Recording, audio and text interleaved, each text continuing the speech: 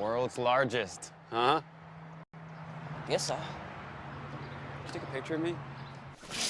Big Extraordinary Things is a film about a guy named Craig who, before moving across country with his girlfriend, decides to tour the South to view the world's largest things. Along the way, we meet a lot of interesting characters, and we get to see the relationship dynamic at work. How's the road trip? I can't believe I've never done this before. You gonna come meet me? I can't. Just send me a picture. Wanna go and see the world's largest rocking chair? World's largest man-made star. I'm looking for the world's largest bottle. What's it look like? It's like a really tall bottle. The film was written and directed by Brian Reisberg, who beforehand hasn't really done anything else, but he did a really good job with this film. The screenplay was really well done, and the direction was very, very good. A lot of nice shots, nothing too technical or too crazy or too, nothing like that, but it was just a bunch of really well done shots. And I gotta say, the film had a very nice look, and I enjoyed the visuals and just the direction throughout the whole entire film. There was nothing that put me off in the directing or in the screenplay. I thought it was all really well done. What are you doing all the way down here? Everybody does the big stuff, That's what it's all about. But I have a girlfriend. Are you guys married? Are you married? I'm 15. You guys are still moving to San Francisco, right? Things are kind of stressful here, just finishing up all the office stuff before the move. My God, how old are you? You look so young. Well, I'm not getting any younger. So Harry Lloyd's character is traveling along the South, visiting world's largest things. And throughout the way, we could see the dynamic with him and his girlfriend, and we could see the dynamic of other relationships of people he meets along the ways. And Harry Lloyd's pretty much in the whole film. I don't think there's a scene without him, and he does a really good job in this movie. I've never seen him in anything before. He has been in other minor roles, but this is the first thing that I've seen him in, and I gotta say, he's a pretty darn good actor. He did very well in this role, and something's to be said for the rest of the cast as well, because in all of the performances, I didn't feel like I was watching acting. I felt like I was watching actual people, which I think is very important for a film. This film felt very real, and it didn't feel like it was acting. It felt authentic, and I liked that. The dialogue was handled extremely well, and all the performances were given with great effort. Yeah, it is awesome. Just think, person sits in it. That'd be one big man. Whether you need a Band-Aid or super glue for your heart, you found the right spot.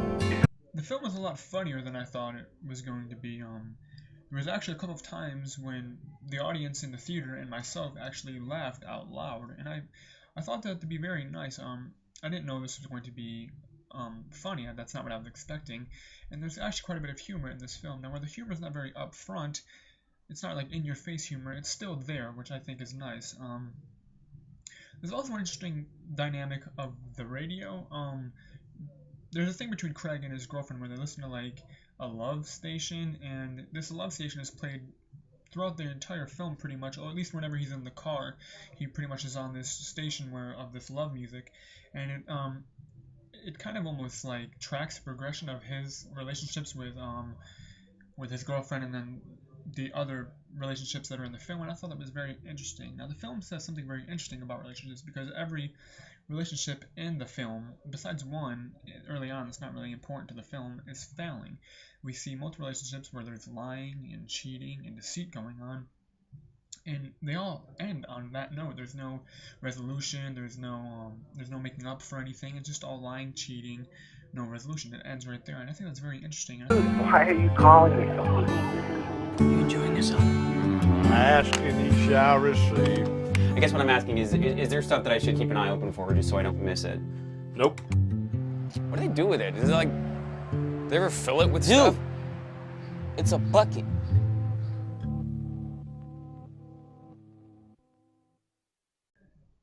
Overall, I think the film was very well done. I think it was well directed. I think the screenplay was good. And I think that all the actors gave good performances, making their characters seem real. It made me laugh a lot more than I thought it was going to, and the film had a really good heart. I left the theater completely satisfied, and I think I could have even continued to watch this film. If it was longer, I would have been completely happy. I could have continued to watch Craig and his trials and tribulations with his girlfriend. I found the premise very interesting, and I thought they did a very good job with the story. If this is a sign of anything to come from Brian Reesberg, then he's a guy to watch out for. I think that he shows a lot of promise and a lot of talent, and I'm definitely going to keep an eye out for his upcoming films. The same thing with Harry Lloyd. I think Harry Lloyd did a very good job portraying this character, and I think he's a good actor, and I cannot wait to see what he's in next, because I definitely will be keeping an eye out on him. It's a nice little independent film that I think anyone who likes film should definitely go see. Great Big Extraordinary Things. If it's in a theater near you, check it out. I really recommend watching it if you can get a chance to. It's definitely worth viewing.